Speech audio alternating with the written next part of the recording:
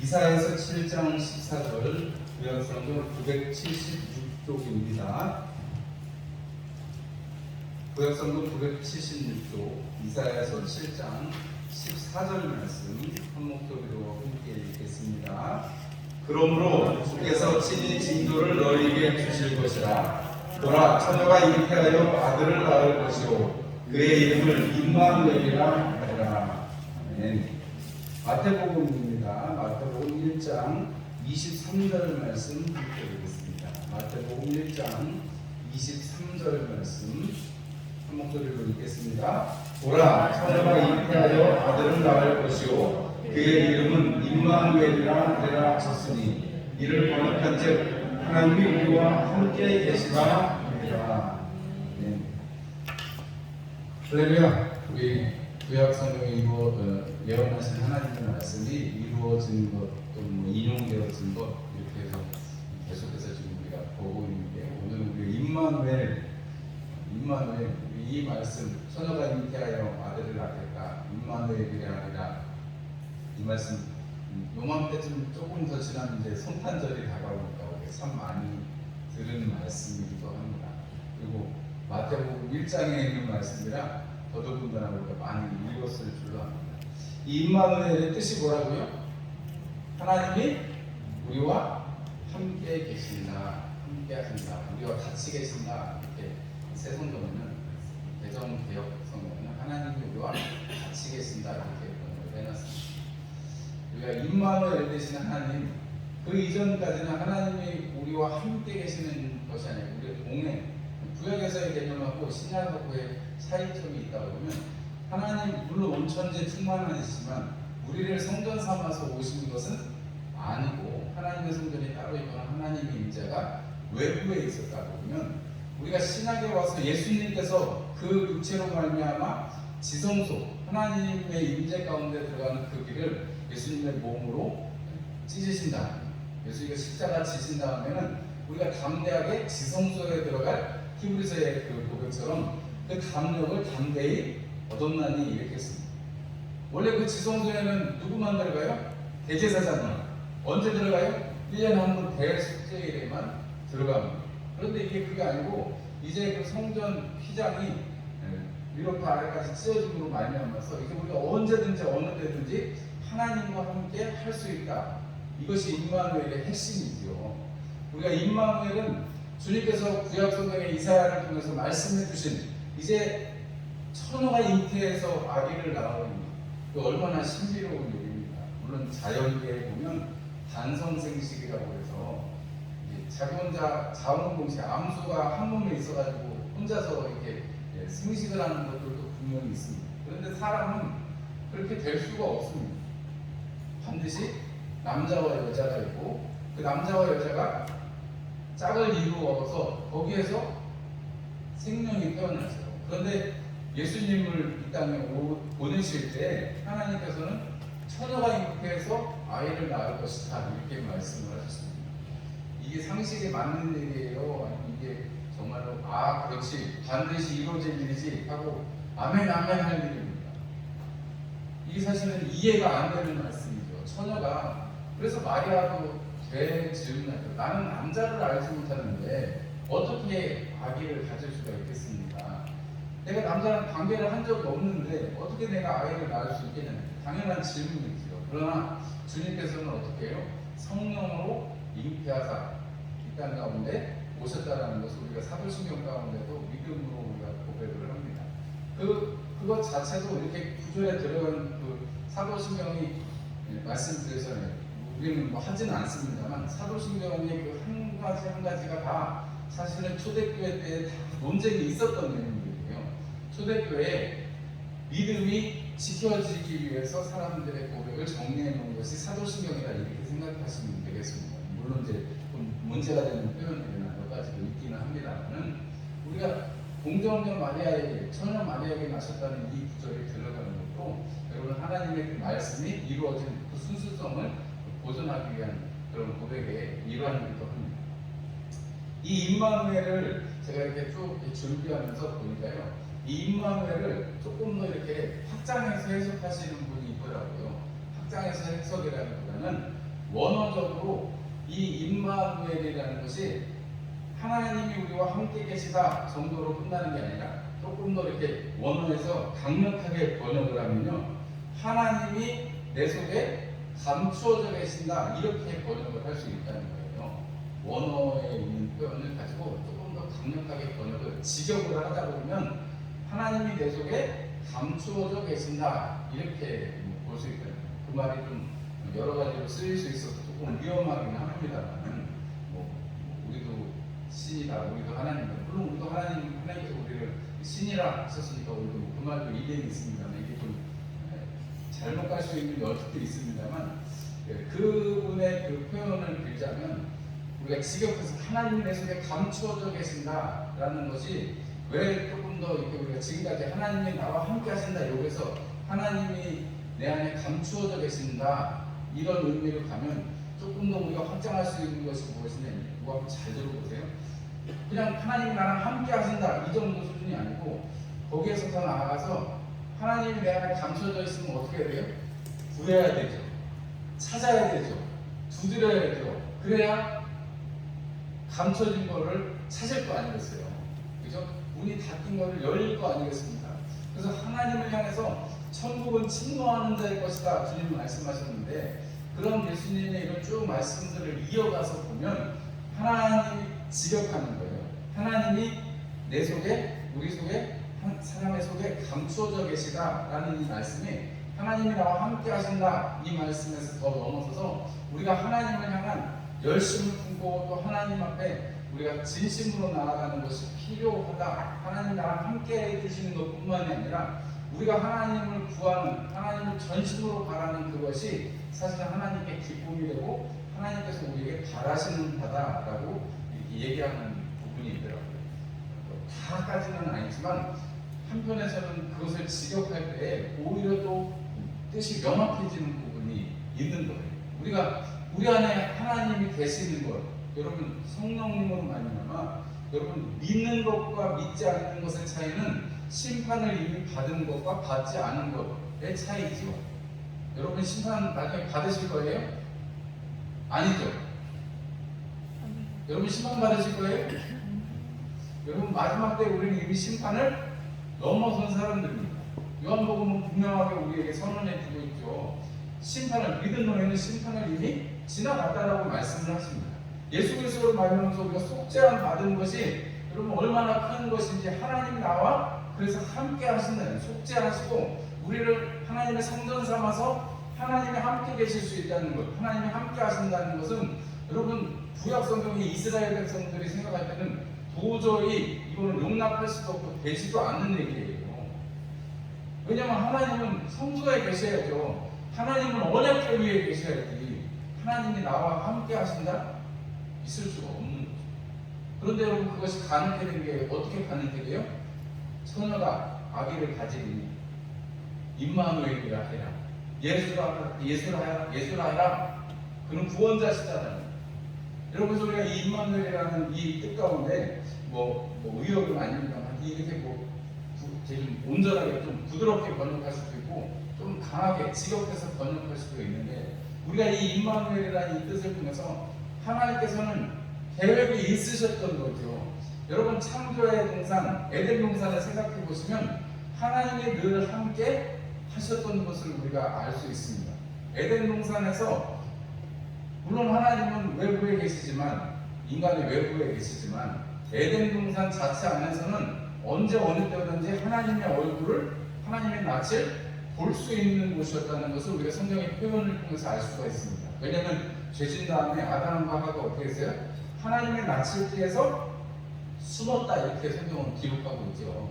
그러니까 여러분 에덴 동산에서는 언제 어디서나 하나님의 낯을 바라볼 수 있는, 하나님과 얼굴을 대면해서 볼 수 있는 곳이고, 하나님과 언제든지, 그러니까 하나님이 아담아 네가 어디 있냐 이렇게 부르실 때 그거는 몰라서 부르시는 게 아니고, 아담아 네가 지금 이 앞에 나와서 나랑 직면하자, 나랑 만나자, 나를 구해라 하는 소리라는 거죠. 이해가 되시죠? 여러분 우리가 이렇게 창조의 동산, 에덴 동산에서부터 하나님이 함께 하셨던 역사를 기억한다면 하나님은 결국은 예수님을 통해서 그리고 성령님을 통해서 우리 가운데 오셔서 우리를 성전 삼아서 하나님이 함께 하시는 은혜를 주시고자 하는 것은 어떤 걸 회복하시려고 하는 거예요? 태초에 하나님이 에덴 동산을 만드셨던 하나님이 우리와 함께 하시는 것을 여러분 회복시키고자 하시는 것입니다. 여러분 마태복음 1장에 이렇게 하나님이 우리와 함께 하신다 하는 이 말씀으로 시작하잖아요. 그죠? 그런데 여러분 마태복음 28장 20절 말씀 우리 한번 찾아서 한번 볼까요? 마태복음 28장 마지막 20절 말씀입니다. 우리가 너무 잘 아는 말씀이지만 우리 눈으로 보고 한번 더 직접 읽어보면서 한번 확인해 볼게요. 마태복음 28장 20절 말씀입니다. 찾으셨죠? 한 목소리로 함께 읽겠습니다. 내가 너희에게 분부한 모든 것을 가르쳐 지키게 하라. 볼지어다 내가 세상 끝날까지 너희와 항상 함께 있으리라 하시니라. 여러분 마태는 1장에 하나님 우리와 함께 하신다는 임마누엘의 선언을 하고 여러분 맨 마지막 끝에 주님께서 부활 승천하시기 전에 뭐라고 말씀하시고 계신 거예요? 내가 너희와 세상 끝날까지 함께 하시겠다. 심판의 때를 말씀하시는 것입니다. 여러분 그 이후에는 어떤 나라예요? 심판을 넘어서서 주님과 동행하게 된 구원받은 자들이 하나님 나라에 이르는 것으로 결국이 되시죠. 성경의 그 기록에 의하면.